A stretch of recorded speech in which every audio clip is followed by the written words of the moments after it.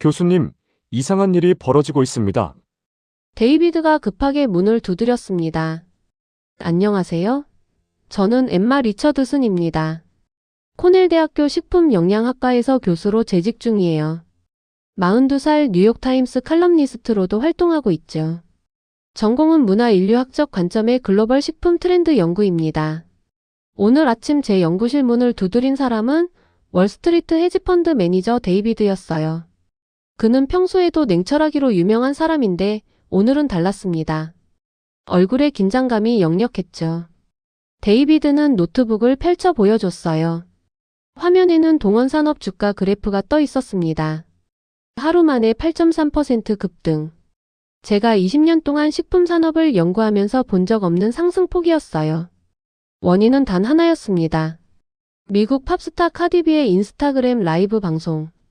그녀는 H마트에서 산 한국 고추참치를 먹으며 환호했어요. 한국인들은 미쳤다, 아주 맛있다고 제자리에서 빙글빙글 돌았죠. 그 영상 하나로 관련 기업의 시가총액이 수백억 원 증가한 겁니다. 잠깐만요, 데이비드. 저는 마우스를 빼앗아 화면을 스크롤했어요. 영상이 올라온 시각은 오후 6시 30분. 동원산업 주가가 움직이기 시작한 건 다음날 개장 직후였습니다. 그런데 놀라운 점은 개장 전 시간외 거래에서 이미 대량 매수가 들어왔다는 거예요. 누군가 미리 알고 있었다는 건가요? 데이비드가 물었습니다. 저는 과거 데이터를 불러왔어요. 2023년 9월 방탄소년단 정국이 브이라이브에서 불닭볶음면을 먹었습니다. 삼양식품 주가는 사흘 만에 12% 상승했죠. 2024년 3월 블랙핑크 제니가 공항에서 바나나킥을 들고 있는 사진이 퍼졌어요. 오리온 주가는 일주일간 9.5% 올랐습니다. 패턴이 너무 명확했어요. 스타의 먹방 또는 언급, 즉각적인 소셜미디어 확산, 그리고 주가 급등. 한두 번이면 우연이라 할 수 있어요. 하지만 3번, 4번, 5번. 저는 엑셀 시트에 데이터를 정리하기 시작했습니다. 스타의 이름, 제품명, 영상 게시 시각, 주가 변동폭, 매출 증가율. 숫자들이 차곡차곡 쌓여갔어요. 교수님, 이게 정상입니까? 데이비드가 다시 물었습니다. 저는 화면을 응시하며 고개를 저었어요. 정상이 아니에요. 첫째, 타이밍이 너무 완벽합니다. 카디비는 왜 하필 지금 고추참치를 먹었을까요? 둘째, 파급력이 비정상적이에요. 단순한 먹방 영상이 기업 시가총액을 수백억 원 움직인다. 셋째, 이 패턴이 반복됩니다. 방탄소년단, 블랙핑크, 그리고 이제 카디비까지. 저는 브라우저를 열어 카디비의 인스타그램 계정을 확인했어요. 팔로워는 1억 6천만 명. 그녀의 게시물 하나가 얼마나 큰 영향력을 갖는지 잘 아는 기업들이라면 충분히 접근할 수 있겠죠. 하지만 데이비드, 이게 마케팅이라는 증거가 있나요? 데이비드는 고개를 저었습니다. 없어요. 그래서 이상한 겁니다. 너무 자연스러워요. 마치 스타들이 정말 자발적으로 선택한 것처럼 보이거든요. 바로 그겁니다. 저는 의자를 뒤로 젖혔어요. 만약 이게 전략이라면 아주 영리한 전략이에요. 흔적을 남기지 않는 마케팅. 광고처럼 보이지 않는 광고. 소비자가 스스로 원한다고 믿게 만드는 것. 저는 노트에 질문들을 적기 시작했습니다. 첫째, 왜 한국 제품만 이런 패턴이 보이는가? 둘째, 스타들은 정말 자발적으로 선택한 건가? 셋째, 만약 이게 전략이라면 누가 설계했는가? 넷째, 목적은 단순한 매출 증대인가 아니면 더 큰 그림이 있는가? 데이비드가 조심스럽게 물었습니다. 교수님은 이게 음모라고 생각하세요? 저는 잠시 침묵했어요. 음모라는 단어는 너무 강하죠. 하지만 우연이라고 하기엔 너무 체계적입니다. 이건 설계된 무언가예요. 문제는 그게 나쁜 의도인지 아니면 그냥 똑똑한 전략인지 모르겠다는 거죠. 저는 노트북을 닫으며 결심했습니다. 직접 확인해 봐야겠어요. 사무실 벽에 걸린 세계지도를 보며 3곳에 빨간 핀을 꽂았죠. 첫 번째는 뉴욕, 두 번째는 방콕, 세 번째는 전주. 이 3도시에 답이 있을 거라는 직감이 들었어요. 다음 날 저는 첫 번째 조사 장소로 향했습니다. 바로 맨해튼 한복판에 있는 H마트였어요. 소비자들의 반응을 직접 보고 싶었습니다. 이게 정말 자발적 선택인지 아니면 유도된 욕구인지. 맨해튼 H마트는 주말 오후였지만 마치 블랙 프라이데이 세일 현장 같았어요. 저는 고추참치 코너로 향했습니다. 그런데 놀랍게도 진열대는 텅 비어 있었죠. 매장 직원이 지친 표정으로 말했어요. 죄송합니다. 품절입니다. 오늘만 벌써 세 번째 재입고인데 또 동났어요. 저는 빈 진열대를 사진으로 찍으며 매니저를 찾았습니다. 매니저는 사무실로 저를 안내하더니 매출 데이터를 보여줬어요. 카디비 영상 이후 하루에 3번씩 재고가 소진되고 있다고 했습니다. 지난주 고추참치 매출이 전년 대비 470% 증가했다는 거예요. 단 일주일 만에요. 저는 구체적인 수치를 물었습니다. 매니저는 태블릿을 보여줬죠. 카디비 영상 전에는 하루 평균 12개의 케이스가 팔렸어요.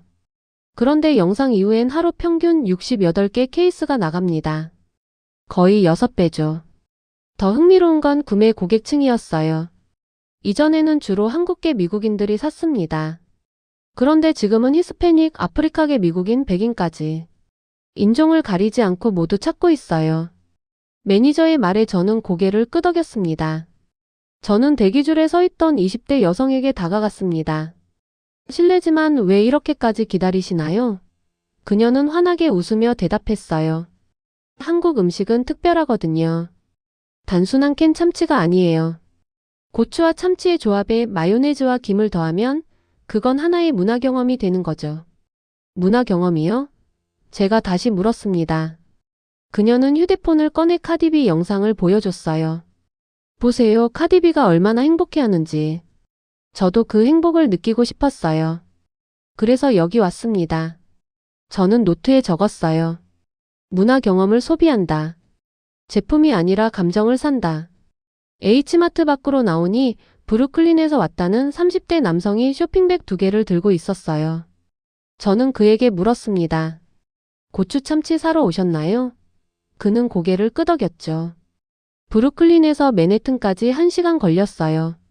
하지만 이 맛을 생각하면 충분히 올 가치가 있습니다. 저는 더 깊이 파고들었어요. 처음 드셔보시는 건가요? 그는 웃으며 대답했습니다. 아니요, 사실 3년 전부터 먹어왔어요. 한국 친구가 추천해줬거든요. 그런데 카디비 영상을 보고 나서 제 주변 사람들도 다 관심을 갖기 시작했어요. 갑자기 제가 트렌드세터가 된 기분입니다. 저는 흥미로웠어요. 그럼 이미 한국 음식 많이 하셨네요. 남성은 쇼핑백을 들어 보이며 말했습니다. 여기 신라면, 불닭볶음면, 허니버터칩도 샀어요. 한국 음식은 중독성이 있어요. 한번 맛보면 계속 찾게 되거든요. 저는 근처 벤치에 앉아 관찰을 계속했습니다. 1시간 동안 H마트를 드나든 사람은 약 200명. 그중 절반 이상이 한국 식품 코너로 향했어요. 고추 참치뿐만 아니라 불닭볶음면, 신라면, 허니버터칩까지. 사람들의 장바구니는 한국 제품으로 가득했습니다. 한 가족이 제 옆을 지나갔어요. 어머니는 딸에게 말했습니다. 이번엔 떡볶이도 사보자. 틱톡에서 봤는데 엄청 맛있대. 딸은 환호하며 어머니의 손을 잡아 끌었죠. 저는 휴대폰을 꺼내 소셜미디어를 검색했어요. 해시태그 고추참치는 30만 개 게시물이 있었습니다. 카디비 영상 전에는 5천 개도 안 됐어요. 해시태그 K푸드는 800만 개를 넘어섰죠. 저는 데이비드에게 문자를 보냈어요. 주가 급등은 시작에 불과합니다. 이건 소비 패턴의 근본적인 변화예요. 그리고 이 현상은 뉴욕만의 일이 아닐 겁니다. 제 머릿속에는 새로운 의문이 생겼어요. 왜 사람들은 이렇게 열광할까? 단순히 맛 때문일까? 아니면 한국이라는 브랜드 자체가 매력적인 걸까? 제 다음 목적지는 이미 정해져 있었어요. 바로 태국 방콕. 아시아에서는 어떤 일이 벌어지고 있는지 직접 확인해야 했습니다. 저는 그날 밤 방콕행 항공편을 예약했죠. 방콕 센트럴 플라자 핑클라오에 도착한 건 현지 시각 오후 5시였어요. 저는 BHC 치킨 13호점 앞에 섰습니다. 그리고 눈앞의 광경에 놀랐죠. 매장 앞에는 긴 줄이 늘어서 있었어요. 저는 웨이팅 번호표를 받았습니다. 47번. 예상 대기 시간은 35분이었죠. 주변은 온통 10대에서 20대로 보이는 태국 젊은이들로 가득했습니다. 저는 줄을 서며 주변을 관찰했어요. 한 커플은 휴대폰으로 메뉴판을 찍고 있었고, 3명의 여학생은 매장 간판 앞에서 셀카를 찍었습니다. 대기줄 자체가 하나의 이벤트처럼 보였어요. 제 옆에 서 있던 태국 대학생과 이야기를 나누게 됐어요. 그녀의 이름은 소피아였습니다. 저는 물었죠. 30분 이상 기다리면서까지 먹을 만한가요? 소피아는 눈을 빛내며 대답했어요. 뿌링클이요? 제 인생 치킨이에요. 겉은 바삭하고 속은 육즙이 가득해요. 그리고 이 달콤하면서도 매운 시즈닝은 정말 환상적이죠. 태국 치킨은 이렇게 못 만들어요. 완전히 다른 수준입니다. 저는 구체적으로 물었습니다. 태국 치킨과 어떻게 다른가요? 소피아는 손짓을 섞어가며 설명했어요. 태국 치킨은 대부분 허브 맛이에요. 레몬그라스, 갈랑갈 같은 거죠. 하지만 한국 치킨은 달콤하고 매운맛이 레이어를 이루며 입안에서 터져요. 완전히 새로운 경험이거든요. 저는 다시 물었습니다. 얼마나 자주 오시나요? 소피아는 웃으며 대답했죠. 한 달에 4-5번. 친구들이랑 주말마다 오려고 해요. 여기 오면 기분이 좋아지거든요. 드디어 제 차례가 왔어요. 저는 매장 매니저를 인터뷰할 수 있었습니다. 그는 자랑스럽게 데이터를 보여줬어요. 지난해 태국, 캐나다, 대만에서 뿌링클 누적 주문이 100만 건을 돌파했다고 했습니다. 100만 건이요? 저는 놀라서 되물었습니다. 매니저는 고개를 끄덕였어요. 정확히는 103만 4천 건입니다. 1년도 안 돼서요. 태국만 해도 하루 평균 1200개 치킨이 나갑니다. 저는 더 깊이 파고들었어요. 주말과 평일 차이가 있나요? 매니저는 태블릿을 조작하며 보여줬습니다. 평일은 하루 800개 정도, 주말은 2000개를 넘어요. 특히 금요일 저녁과 토요일 오후가 피크죠. 뿌링클을 주문한 저는 첫 입을 베어 물었어요. 소피아의 말이 맞았습니다. 바삭한 식감과 달콤하고 매콤한 맛의 조화가 완벽했죠. 처음엔 달콤함이 입안을 채우다가 이내 은은한 매운맛이 뒤따라왔어요. 그리고 마지막엔 또 달콤한 여운이 남았습니다. 이건 단순한 치킨이 아니었어요. 한국 특유의 시즈닝 기술이 만들어낸 작품이었습니다. 제 옆 테이블에서는 4명의 가족이 치킨 2마리를 나눠 먹으며 웃고 있었어요. 저는 다음 목적지인 페리카나 시암스퀘어 매장으로 이동했어요. 도착한 시각은 오후 5시 10분. 매장 입구에는 이미 품절 편말이 걸려 있었습니다. 반마리 메뉴 품절. 매장 직원에게 물었어요. 언제 품절됐나요? 직원은 미안한 표정으로 대답했습니다. 5시요. 주말엔 항상 이래요. 반마리는 오후 4시 반까지 와야 드실 수 있어요. 매장 앞에서 아쉬워하던 현지 한국인을 만났어요. 그는 말했습니다. 매일 이래요.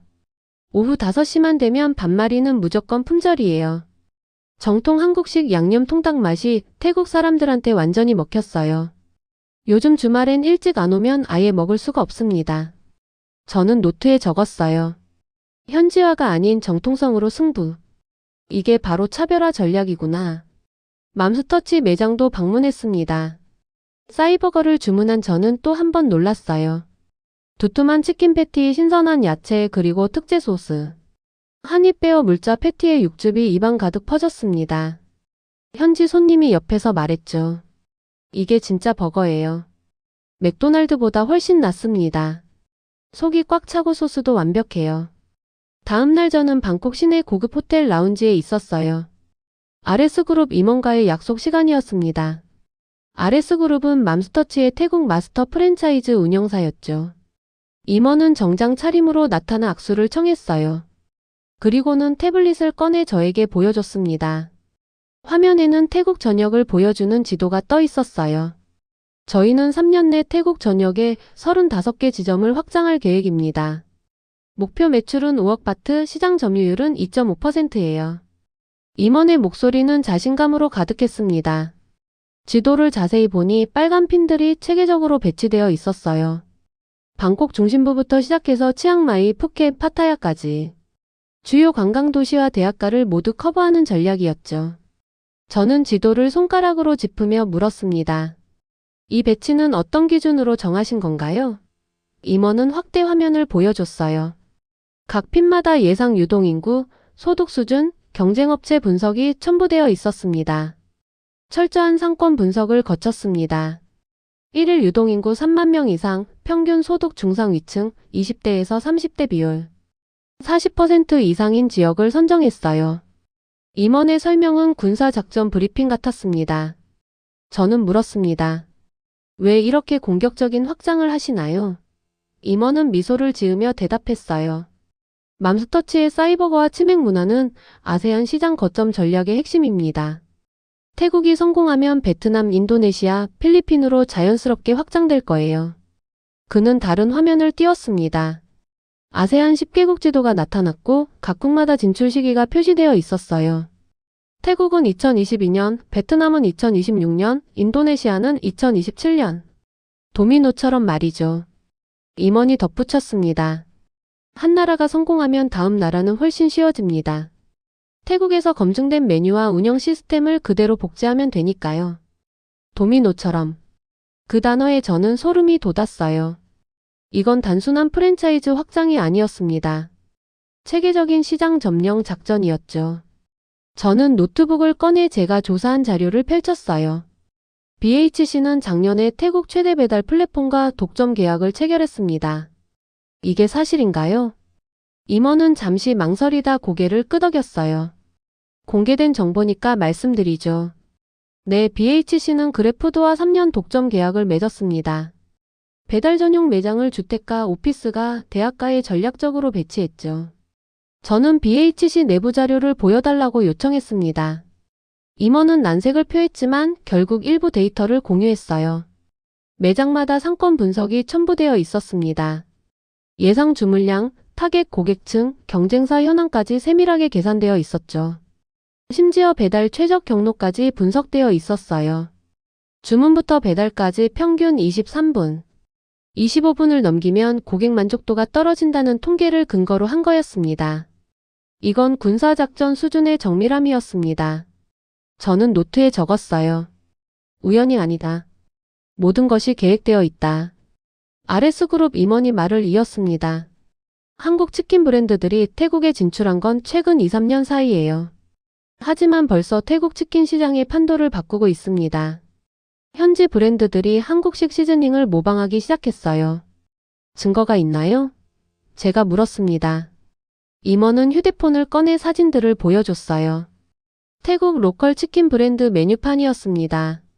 코리안 스파이시 서울 스타일 K치킨이라는 메뉴들이 있었죠. 시장을 선도하는 자가 시장을 지배합니다. 임원의 말에 저는 고개를 끄덕였어요. 저는 페리카나 타일랜드 측 자료도 확인했습니다. 2025년 1월 11일 방콕 시암스퀘어의 첫 매장 오픈. 3년 내 35개 지점 확장 목표. 2027년까지 5억 바트 매출 달성 계획. 저는 패턴을 발견했어요. BHC, 페리카나, 맘스터치. 모두 똑같은 숫자를 제시하고 있었습니다. 35개 매장 5억 바트 3년 계획. 이건 우연일까요? 저는 임원에게 직접 물었습니다. 임원은 잠시 침묵하다 대답했어요. 한국 본사들이 공유하는 시장 조사 자료가 있습니다. 아세안 진출 가이드라인 같은 거죠. 서로 경쟁하지만 큰 그림에서는 협력하고 있어요. 협력이요? 제가 되물었습니다. 네, K푸드라는 브랜드 자체를 키우는 거죠. 개별 브랜드가 성공하는 것보다 K푸드 전체가 성공하는 게 더 중요하니까요. 임원의 말에 저는 노트에 또 한 줄을 적었습니다. 개별 전략이 아닌 집단 전략. 이건 국가 차원의 프로젝트다. 저는 호텔 라운지를 나서며 생각했어요. 뉴욕의 고추참치, 방콕의 치킨. 이 모든 게 연결되어 있다면? 그렇다면 그 중심에는 무엇이 있을까? 답을 찾기 위해 저는 마지막 목적지로 향해야 했습니다. 바로 대한민국 전주였죠. 대한민국 전주. 저는 전주 월드컵 경기장 1원에 도착했어요. 2025년 전주 비빔밥 축제가 한창이었습니다. 입구부터 사람들로 북적였죠. 비빔 세계를 잇다. 거대한 현수막에 적힌 슬로건이 제 눈에 들어왔어요. 저는 그 문구를 보며 멈춰 섰습니다. 세계를 잇다. 이게 우연일까요? 축제장은 제가 상상했던 것과 달랐어요. 단순한 음식 축제가 아니라 하나의 문화 전시장 같았습니다. 입구에서 받은 팸플릿에는 축제 소개가 적혀 있었어요. 제19회를 맞이하는 전주 비빔밥 축제는 한국 식문화의 정수를 세계에 알리는 대표 축제입니다. 19년째라는 게 중요했어요. 이건 최근 몇 년 만든 이벤트가 아니었습니다. 거의 20년 동안 꾸준히 이어온 프로젝트였죠. 메인 무대에서는 대형 비빔 퍼포먼스가 진행되고 있었어요. 거대한 그릇이 무대 중앙에 놓여 있었습니다. 지름이 3m는 좋게 넘어 보였죠. 사회자의 목소리가 확성기를 통해 울려 퍼졌습니다. 여러분, 지금부터 보시는 것은 단순한 요리가 아닙니다. 조선 왕조 500년의 철학이 담긴 예술 작품입니다. 사골육수로 지은 밥이 먼저 들어갔어요. 5명의 조리사가 동시에 밥을 붓자 관중석에서 탄성이 터져나왔습니다. 그 다음 콩나물이 올려졌죠. 신선한 콩나물이 밥 위를 하얗게 덮었어요. 산채나물이 그 다음이었습니다. 고사리, 도라지, 시금치. 각각 다른 색깔의 나물들이 차례로 올려지자 그릇은 점점 화려해졌어요. 육회가 중앙에 자리를 잡았고 마지막으로 오방색 고명이 조화롭게 배치됐습니다. 사회자가 설명을 이어갔어요. 빨강은 심장, 노랑은 위장, 초록은 간, 하얀색은 폐, 검정은 콩팥을 의미합니다. 오방색은 음양오행 사상이죠. 인간의 몸과 우주가 하나라는 동양 철학의 정수입니다. 우주의 조화를 한 그릇에 담은 겁니다. 저는 숨이 멎는 것 같았어요. 이건 그냥 음식이 아니었습니다. 철학이었고 세계관이었고 메시지였어요. 무대 옆에서 한 외국인 관광객이 동행에게 말했습니다. 이건 예술이야. 단순히 재료를 섞는 게 아니라 의미를 담는 거지. 그의 영어 억양으로 보아 영국인 같았어요. 저는 유네스코 음식창의도시 홍보존으로 향했습니다. 입구에는 커다란 패널이 있었어요. 전주시는 2013년 유네스코 음식창의도시로 지정되었습니다. 전 세계 50개 도시 중 하나입니다. 벽면 가득 세계 유명 언론사들의 기사가 전시되어 있었어요. CNN은 전주 비빔밥을 세계 최고의 쌀 요리로 선정했습니다. 기사 날짜는 2020년이었죠. 내셔널 지오그래픽은 조선 왕조의 역사와 문화적 유산이 녹아있는 요리라고 극찬했어요. 2022년 기사였습니다. BBC는 한 그릇에 담긴 한국의 철학이라고 보도했어요. 2023년이었죠. 저는 패턴을 발견했습니다. 매년 한두 개씩 주요 언론사의 극찬 기사가 나왔어요. 홍보존 담당자에게 물었습니다. 이 기사들은 어떻게 나온 건가요? 담당자는 자랑스럽게 대답했어요. 전주시에서 매년 글로벌 언론사 팸투어를 진행합니다. 기자들을 초청해서 전주 비빔밥의 역사와 철학을 직접 체험하게 하죠. 체계적인 홍보 전략이었습니다. 저는 노트에 적었어요. 자연스러운 기사처럼 보이지만 사실은 계획된 PR이다. 세계 비빔존은 더욱 충격적이었습니다. 거기에는 전 세계의 비빔 요리가 전시되어 있었어요. 커다란 세계지도 위에 각국의 비빔 요리 사진과 설명이 붙어 있었죠. 태국의 솜땀은 파파야 샐러드지만 여러 재료를 섞는다는 점에서 비빔이에요. 하와이의 포케는 생선과 야채를 섞은 비빔 요리죠. 인도네시아의 나시고랭, 멕시코의 브리또볼, 이탈리아의 리소토까지. 저는 그 순간 깨달았어요. 세계는 이미 비빔 문화권이었던 겁니다. 서로 다른 재료를 섞어 하나로 만드는 요리법. 그건 인류 보편의 지혜였죠. 하지만 한국은 거기서 한 걸음 더 나갔어요. 비빔을 단순한 조리법이 아닌 철학으로 세계관으로 승화시킨 겁니다. 패널 설명문을 읽었습니다. 비빔은 다양성 속의 조화입니다.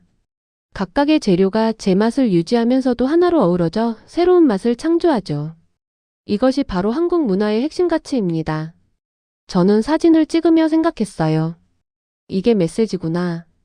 한국이 세계에 전하고 싶은 가치. 레트로 비빔밥 거리로 이동했습니다. 21개 부스가 늘어서 있었고 각 부스마다 다른 스타일의 비빔밥을 판매하고 있었어요. 전통 비빔밥, 퓨전 비빔밥, 비건 비빔밥, 심지어 디저트 비빔밥까지. 한 부스 앞에 섰습니다. 부스 주인이 환하게 웃으며 말했어요. 이건 멕시코식 비빔밥이에요. 타코 재료를 한국식으로 비빈 거죠. 불고기, 김치, 과카몰리가 들어갑니다. 저는 한 그릇을 주문했어요. 첫 입을 떠먹자 놀라웠습니다. 한국과 멕시코가 하나의 그릇에서 조화를 이루고 있었어요. 이질적이지 않았습니다. 오히려 자연스러웠죠. 축제 관계자가 자랑스럽게 말했습니다. 올해로 19회째 축제예요. 이번에는 특별히 하계 올림픽 유치를 기원하는 퍼포먼스도 준비했죠. 전주 비빔밥으로 세 개를 하나로 만들겠다는 의미입니다. 저는 벤치에 앉아 노트를 펼쳤어요. 뉴욕의 고추 참치, 방콕의 치킨, 그리고 전주의 비빔밥. 이 모든 것이 하나로 연결되기 시작했습니다. 이건 단순한 식품 수출이 아니었어요. 문화 전략이었고 더 나아가 세계관의 전파였던 겁니다. 비빔이라는 철학으로 세계를 연결하려는 장대한 프로젝트. 뉴욕으로 돌아온 저는 밤새 연구실에서 데이터를 정리했어요. 커피를 5잔째 마시며 화이트보드 앞에 섰습니다. 저는 타임라인을 그렸어요. 1990년대 K드라마가 아시아를 사로잡았습니다. 겨울연가 대장금. 2000년대에는 K-팝이 글로벌 돌풍을 일으켰죠. 동방신기, 소녀시대, 그리고 방탄소년단. 2010년대에 K-뷰티가 세계 시장을 장악했고 2020년대에는 K-푸드가 전면전을 펼치고 있었어요. 각 단계마다 저는 주요 사건들을 적어 넣었습니다. 1997년 아시아 금융위기 이후 한국 정부는 문화산업을 전략산업으로 육성하기 시작했어요. 2000년 문화관광부 예산이 전년 대비 40% 증가했죠. 2009년 한식 세계화 프로젝트가 공식 출범했습니다. 이건 우연이 아니야. 저는 혼잣말을 했습니다. 대한민국의 30년 소프트 파워 전략이야. 저는 한국 정부의 한식 세계화 프로젝트 자료를 찾아봤어요. 농림축산식품부 공식 문서였습니다. 2009년부터 시작된 체계적 지원 정책, 해외 한식당 인증제 조리사 교육 프로그램, 글로벌 마케팅 지원. 구체적인 수치가 나와 있었어요. 2009년 한식 세계화 예산은 300억 원. 2015년에는 600억 원으로 2배 증가했습니다. 2020년에는 1000억 원을 돌파했죠. 해외 한식당 수는 10년 사이 3만 개에서 9만 개로 3배 늘었어요. 한식 수출액은 더욱 놀라웠습니다. 2010년 5억 달러에서 2023년 35억 달러로 7배 증가. 연평균 성장률 15%였죠. 저는 세부 항목을 살펴봤어요. 해외 한식당 지원, 한식조리사 양성, 한식 홍보 콘텐츠 제작, 글로벌 식품 박람회 참가 지원. 모든 것이 체계적으로 계획되어 있었습니다. 그런데 제 손이 한 문장에서 멈췄어요. 한식 세계화의 핵심은 단순한 수출 증대가 아니라 한국 문화에 대한 긍정적 인식 제고입니다. 비빔은 단순한 조리법이 아닌 다양성 속의 조화라는 한국 문화의 핵심 가치를 담고 있습니다. 저는 의자에 깊이 앉았습니다. 그리고 모든 퍼즐 조각이 맞춰지기 시작했어요. K-팝 아이돌 그룹을 생각해봤습니다. 방탄소년단에는 한국인만 있지만 최근 그룹들은 다릅니다. 블랙핑크의 리사는 태국인이에요.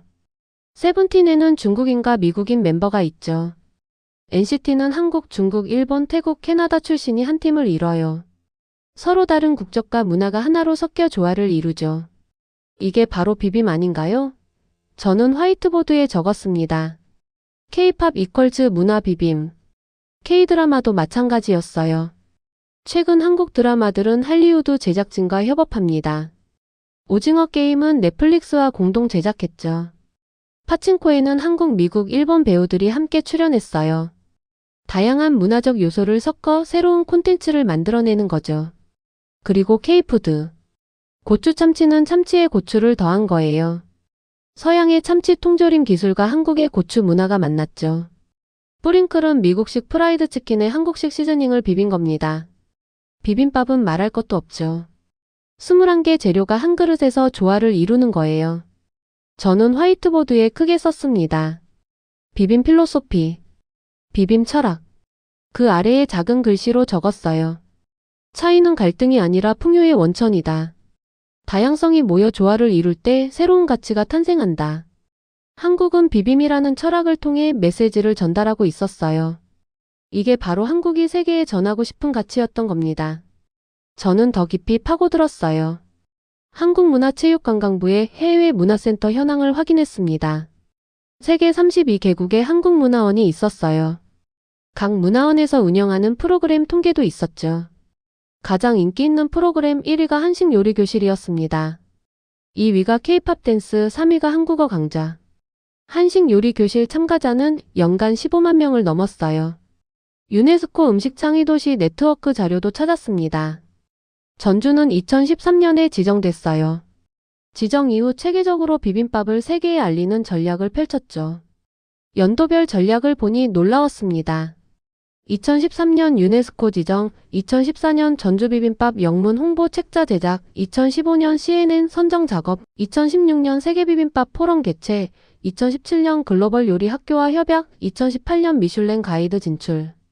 CNN 내셔널 지오그래픽 BBC의 극찬은 우연이 아니었습니다. 10년에 걸친 철저한 PR 전략의 결과였어요. 저는 한국농수산식품유통공사 자료를 펼쳤습니다. K푸드 글로벌 진출 로드맵이었어요. 1단계 아시아 시장 장악, 2단계 북미 시장 진입, 3단계 유럽 시장 확대, 4단계 글로벌 브랜드 구축. 각 단계마다 목표 수치가 명확했습니다. 2025년까지 수출액 100억 달러, 2030년까지 200억 달러. 해외 한식당 2030년까지 15만 개. 창문 밖이 밝아오고 있었어요. 저는 노트북을 열어 결론을 정리하기 시작했습니다. 이건 음모가 아니에요. 전략이죠. 그것도 21세기 가장 영리한 소프트 파워 전략입니다. 뉴욕타임스 본사. 저는 편집장 사무실 앞에 서 있었어요. 손에는 완성된 원고가 들려 있었습니다. 제목은 더 비빔 컨스피러시, 코리안스 마스터 플랜 투 유나이트 더 월드 스루 푸드였죠. 편집장 마이클은 저를 들어오라고 손짓했어요. 그는 제 원고 제목을 보더니 눈썹을 치켜 올렸습니다. 교수님, 정말 음모론으로 쓰실 겁니까? 독자들이 오해할 수 있어요. 저는 고개를 저었어요. 아니요, 마이클. 이건 음모론이 아닙니다. 이건 인류 역사상 가장 평화로운 세계화 전략이에요. 제목은 자극적이지만 내용은 오히려 찬사입니다. 마이클은 의자에 깊이 앉으며 말했죠. 설명해 보세요. 독자들을 납득시킬 만한 근거가 있어야 합니다. 저는 원고를 펼쳤습니다. 한국은 지난 30년간 체계적으로 소프트 파워를 구축해 왔어요. K-드라마로 감성을, K-팝으로 열정을, K-뷰티로 라이프 스타일을 전파했죠. 그리고 이제 K-푸드로 철학을 전하고 있습니다. 저는 데이터를 보여줬어요. 카디비의 고추참치 먹방 이후 동원산업 주가는 8.3% 올랐습니다. 단 하루 만에요. 태국에서는 30분을 기다려야 뿌링클 치킨을 먹을 수 있어요. 1년에 100만 건 이상 주문됩니다. 전주 비빔밥 축제에는 19년째 세계 각국에서 관광객이 몰려오고 있죠. 마이클이 끼어들었습니다. 하지만 이게 계획된 거라는 증거는요? 스타들이 자발적으로 선택했을 수도 있잖아요. 저는 노트북을 열어 자료를 보여줬어요. 한식 세계화 프로젝트 예산 추이, 유네스코 음식창의 도시 10년 로드맵, 글로벌 언론사, 팸투어 일정 아세안 진출 공동 전략. 모든 게 문서로 남아 있습니다. 하지만 마이클, 이게 중요한 게 아니에요. 저는 창밖을 바라보며 말했습니다. 음모는 숨겨지지만 이건 모두가 볼 수 있어요. 한국 정부는 이 전략을 공개적으로 추진하고 있습니다. 농림축산식품부 홈페이지에 들어가면 한식 세계화 프로젝트 내용이 다 나와요. 그렇다면 왜 음모라고 부르시죠? 마이클이 물었습니다. 저는 미소 지었어요. 아이러니를 담기 위해서죠. 사람들은 음모라는 단어에 끌립니다. 하지만 읽고 나면 깨닫게 될 거예요. 이건 숨겨진 음모가 아니라 공개된 전략이며 악한 의도가 아니라 평화로운 연결이라는 걸요. 저는 원고의 한 부분을 읽어줬어요. 한국은 전쟁이 아닌 음식으로, 폭력이 아닌 문화로 세계와 연결되고 있습니다. 카디비는 누가 시키지 않았어요. 태국 젊은이들도 억지로 줄을 서는 게 아니에요. 사람들이 스스로 원해서 한국 음식을 찾는 겁니다. 이게 바로 소프트 파워의 본질이죠. 마이클은 턱을 괴고 생각에 잠겼습니다. 그러다 물었죠. 비빔이라는 철학이 왜 중요한 겁니까? 저는 의자를 당겨 앉으며 설명했어요. 21세기 세계는 분열되고 있습니다. 인종, 종교, 이념의 갈등. 하지만 한국은 다른 메시지를 보내고 있어요. 비빔이라는 철학은 차이를 인정하고 조화를 추구하는 겁니다. 각각의 재료가 제 맛을 유지하면서도 하나로 어우러져 새로운 가치를 만드는 거죠. K-팝 그룹을 보세요. 서로 다른 나라 출신들이 한 팀을 이뤄요. K-드라마는 할리우드와 협업합니다. K-푸드는 전 세계 식문화와 융합하고 있어요. 이 모든 게 비빔 철학의 실천입니다. 마이클이 물었습니다. 교수님은 이게 성공할 거라고 보십니까? 저는 자신 있게 대답했어요. 이미 성공하고 있어요. 뉴욕 H마트의 빈 진열대, 방콕 BHC의 30분 웨이팅, 전주 축제의 19년 역사. 숫자가 증명하고 있습니다. 저는 노트북에서 추가 자료를 꺼냈어요. 미국에서 한식당 수는 지난 10년간 5,000개에서 10,000개로 2배 증가했습니다. 유럽에서 K푸드 검색량은 전년 대비 300% 늘었어요. 동남아시아에서는 한국 식품 수입액이 매년 20%씩 급증하고 있죠. 심지어 중동에서도 한식당이 늘고 있습니다. 두바이에만 한식당이 100개가 넘어요. 이슬람 문화권에서 한국 음식이 인기를 끈다는 건 놀라운 일이죠. 마이클이 말했습니다. 하지만 독자들이 이걸 음모로 받아들이면 어쩌시겠어요? 한국에 대한 부정적 인식이 생길 수도 있어요. 저는 자신 있게 대답했어요. 그럼 이렇게 물어보세요. 음식으로 세계를 연결하는 게 뭐가 나쁜가요? 폭탄 대신 비빔밥을, 총알 대신 치킨을 주는 게 문제인가요? 저는 목소리에 힘을 실었습니다. 마이클, 지난 100년간 세계를 지배한 건 군사력이었어요. 미국, 소련, 중국 모두 군대와 무기로 영향력을 키웠죠. 하지만 한국은 다른 길을 선택했습니다. 문화로, 음식으로, 철학으로 세계와 연결되는 거예요. 마이클은 웃었습니다. 제목은 자극적이지만 내용은 오히려 찬사네요. 이건 경고가 아니라 롤모델 제시군요. 저는 고개를 끄덕였어요. 맞아요. 저는 한국이 증명한 걸 세계에 알리고 싶어요. 21세기에는 군사력이 아니라 문화력이 진짜 힘이라는 걸요. 한국은 인구 5천만의 작은 나라지만 K-드라마와 K-팝과 K-푸드로 10억 명의 마음을 움직이고 있습니다. 마이클은 원고를 집어들었습니다. 좋아요. 내일 일면에 싣겠습니다. 하지만 교수님 반응이 폭발적일 겁니다. 준비하세요. 찬사와 비판이 동시에 쏟아질 거예요. 저는 연구실로 돌아왔어요. 그리고 원고 맨 마지막에 한 문장을 추가했습니다.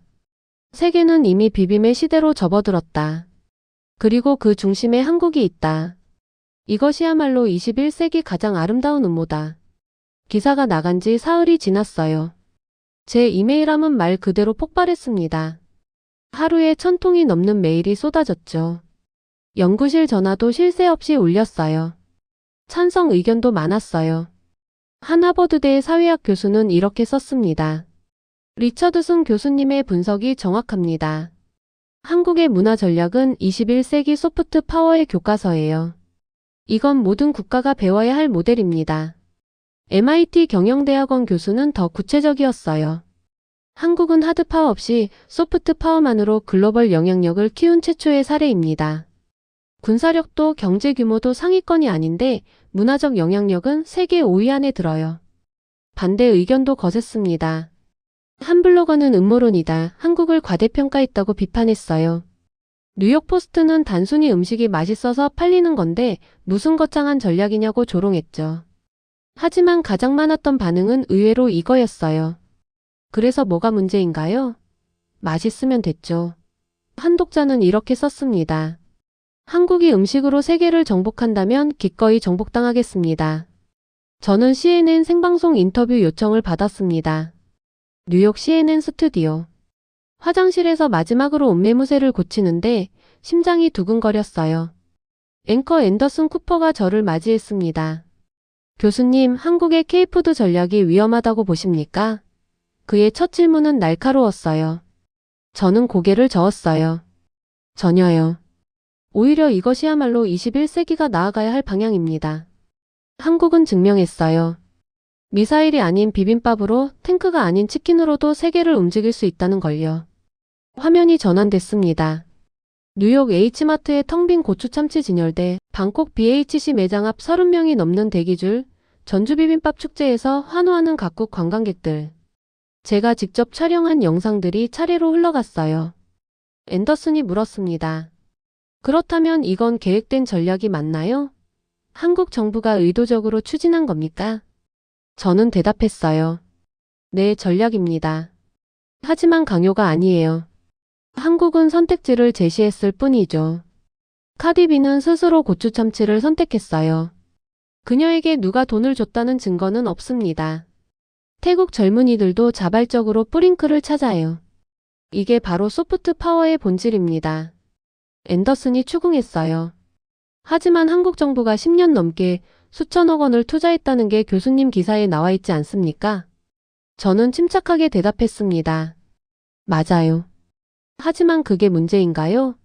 미국도 할리우드 영화 산업을 지원합니다. 프랑스도 자국 와인을 홍보하죠. 이탈리아는 피자와 파스타로 국가 브랜드를 만들었어요.